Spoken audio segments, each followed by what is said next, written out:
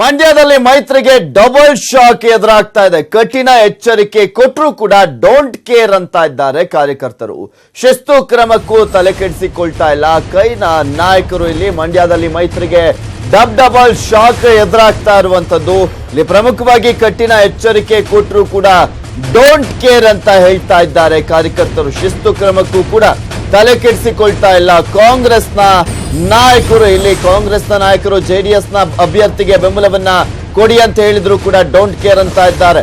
ಸುಮಲತಾ ಪರ ಪ್ರಚಾರ ಮಾಡೇ ಮಾಡ್ತೀವಿ, ಪಕ್ಷ ಏನೇ ಮಾಡಿದ್ರು ನಾವಂತೂ ಹೆದರೋದಿಲ್ಲ, ಕಾಂಗ್ರೆಸ್ ಬಾವುಟ ಹಿಡ್ದೇ ಪ್ರಚಾರವನ್ನ ಮಾಡ್ತೀವಿ ಅಂತ ಕಾಂಗ್ರೆಸ್ ಕಾರ್ಯಕರ್ತರು ಇಲ್ಲಿ ಸವಾಲನ್ನ ಹಾಕ್ತಾ ಎಚ್ಚರಿಕೆಯನ್ನ ಕೂಡ ನೀಡ್ತಾ ಇದ್ದಾರೆ. ಶಿಸ್ತು ಕ್ರಮದ ಹೇಳಿಕೆಗೆ ರೊಚ್ಚಿಗೆದ್ದಿದ್ದಾರೆ ಕಾಂಗ್ರೆಸ್ನ ಕಾರ್ಯಕರ್ತರು. ಮಂಡ್ಯದ ಕಾಂಗ್ರೆಸ್ನ ಕಾರ್ಯಕರ್ತರು ಮಂಡ್ಯ ಕಾಂಗ್ರೆಸ್ ಕಾರ್ಯಕರ್ತರ ಸಭೆಯಲ್ಲಿ ಧಿಕ್ಕಾರವನ್ನ ಕೂಡ ಕೂಗಲಾಯಿತು. ಇಂಡವಾಳು ಸಚ್ಚಿದಾನಂದ ಮನೆಯಲ್ಲಿ ನಡೆದಂತಹ ಸಭೆಯ ಸಂದರ್ಭದಲ್ಲಿ ಈ ರೀತಿಯಾಗಿ ನಾಯಕರಿಗೆ ಎಚ್ಚರಿಕೆಯನ್ನ ರವಾನಿಸಿದ್ದಾರೆ. ನಮ್ಮ ವಿರುದ್ಧ ಕ್ರಮವಾದ್ರೆ ಜಿಲ್ಲೆಯಲ್ಲಿ ಪಕ್ಷ ನಿರ್ನಾಮ ಆಗುತ್ತೆ. ಸಭೆಯಲ್ಲಿ ಮಂಡ್ಯ ಕೈ ಕಾರ್ಯಕರ್ತರು ಹೇಳಿಕೆಯನ್ನ ನೀಡಿದ್ದಾರೆ. ಕಾಂಗ್ರೆಸ್ಗೆ ತಲೆನೋವಾಗಿದೆ ಮಂಡ್ಯದಲ್ಲಿ ಕಾಂಗ್ರೆಸ್ ಕಾರ್ಯಕರ್ತರು. ಇಲ್ಲಿ ಪ್ರಮುಖವಾಗಿ ಜೆಡಿಎಸ್ ಕಾಂಗ್ರೆಸ್ ಬೆಂಬಲಿತ ಅಭ್ಯರ್ಥಿ ಆಗಿದ್ದಾರೆ ನಿಖಿಲ್ ಕುಮಾರಸ್ವಾಮಿ. ಒಂದ್ ಕಡೆ ಇದುವರೆಗೂ ಮಂಡ್ಯದಲ್ಲಿರುವಂತಹ ಕಾಂಗ್ರೆಸ್ ನಾಯಕರು ಇವರಿಗೆ ಸಪೋರ್ಟ್ ಅನ್ನ ಮಾಡದೆ ಇಲ್ಲಿ ಪರೋಕ್ಷವಾಗಿ ಸುಮಲತಾ ಅಂಬರೀಶ್ ಅವರಿಗೆ ಬೆಂಬಲವನ್ನ ವ್ಯಕ್ತಪಡಿಸ್ತಾ ಇದ್ದಾರೆ ಅಂತ ಹೇಳಲಾಗ್ತಾ ಇರುವಂತದ್ದು. ಮತ್ತು ಒಂದ್ ಕಡೆ ಕಾಂಗ್ರೆಸ್ ಕಾರ್ಯಕರ್ತರು ಕೂಡ ಸುಮಲತಾ ಅಂಬರೀಶ್ ಅವರಿಗೆ ಬೆಂಬಲವಾಗಿ ನಿಂತಿದ್ದಾರೆ. ಇದು ಜೆಡಿಎಸ್ಗೆ ಒಂದ್ ರೀತಿಯಾಗಿ ತಲೆನೋವನ್ನ ತಂದಿತ್ತು. ಮತ್ತು ಒಂದ್ ಕಡೆ ಇವತ್ತು ಈಗ ಆಲ್ರೆಡಿ ಹಿಂದೆ ಕೆಪಿಸಿಸಿ ಅಧ್ಯಕ್ಷರಾಗಿರುವಂತಹ ದಿನೇಶ್ ಗುಂಡೂರಾವ್ ಅವರು ಯಾವುದೇ ಕಾರಣಕ್ಕೂ ಕಾಂಗ್ರೆಸ್ನ ಬಾವುಟವನ್ನ ಅಲ್ಲಿ ಉಪಯೋಗಿಸಬಾರದು ಸುಮಲತಾ ಅಂಬರೀಶ್ ಅವರ ಪ್ರಚಾರದ ಸಂದರ್ಭದಲ್ಲಿ ಅಂತ ಹೇಳಿದ್ರು. ಆದರೆ ಆ ಒಂದು ಎಚ್ಚರಿಕೆಗೂ ಕೂಡ ಬಗ್ಗದಂತ ಕಾಂಗ್ರೆಸ್ನ ಕಾರ್ಯಕರ್ತರು ನಾವು ಯೂಸ್ ಮಾಡೇ ಮಾಡ್ತೀವಿ, ನೀವ್ ಏನಾದ್ರೂ ಮಾಡ್ಕೊಳ್ಳಿ, ನಾವಂತೂ ಡೋಂಟ್ ಕೇರ್, ಪಕ್ಷದಿಂದ ಉಚ್ಚಾಟಿಸಿ, ನಾವಂತೂ ಸುಮಲತಾ ಅಂಬರೀಶ್ ಅವರಿಗೆ ಸಪೋರ್ಟ್ ಮಾಡೋದು ಅನ್ನುವ ನಿಲುವನ್ನ ತೆಗೆದುಕೊಳ್ತಾ ಇದ್ದಾರೆ.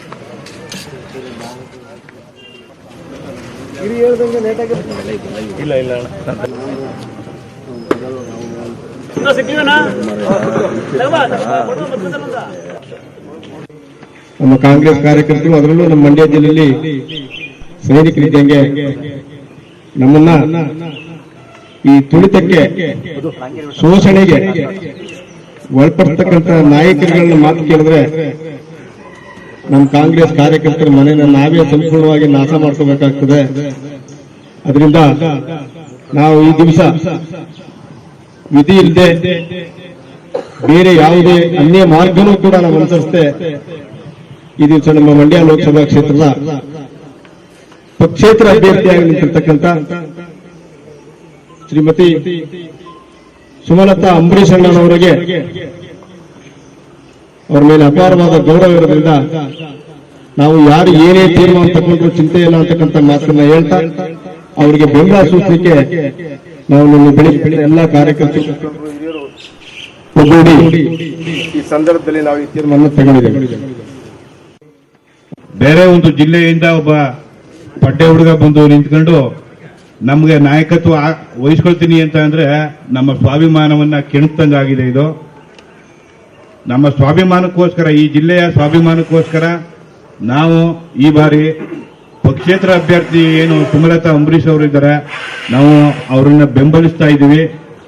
ಯಾವುದೇ ಕಾರಣಕ್ಕೂ ನಾವು ಈ ಒಂದು ದೃಢ ನಿರ್ಧಾರದಿಂದ ನಮ್ಮ ಕಾಂಗ್ರೆಸ್ ಕಾರ್ಯಕರ್ತರು ನಾವು ಹಿಂದೆ ಸರಿಯುವುದಿಲ್ಲ. ಪಕ್ಷದ ನಾಯಕರು ಅಥವಾ ಹೈಕಮಾಂಡ್ ಏನೋ ನಮ್ಮ ಮೇಲೆ ಏನೇ ಕ್ರಮ ತಗೊಂಡ್ರು ಆ ಕ್ರಮಕ್ಕೆ ನಾವು ಬಗ್ಗುವುದೂ ಇಲ್ಲ, ಜಗ್ಗುವುದೂ ಇಲ್ಲ. ನಾವು ಈ ಚುನಾವಣೆಯನ್ನು ನಾವು ಪಕ್ಷವನ್ನು ಮೀರಿ ಪಕ್ಷೇತರ ಅಭ್ಯರ್ಥಿಗೆ ನಾವು ಚುನಾವಣೆ ಮಾಡ್ತೀವಿ ಅಂತ ಈ ಒಂದು ಸಂದರ್ಭದಲ್ಲಿ ಹೇಳಕ್ಕೆ ನಾನು ಹರ್ಷ ವ್ಯಕ್ತಪಡಿಸ್ತಾ ನನ್ನ ಮಾತು ಮುಗಿಸ್ತಾ ಇದ್ದೀನಿ.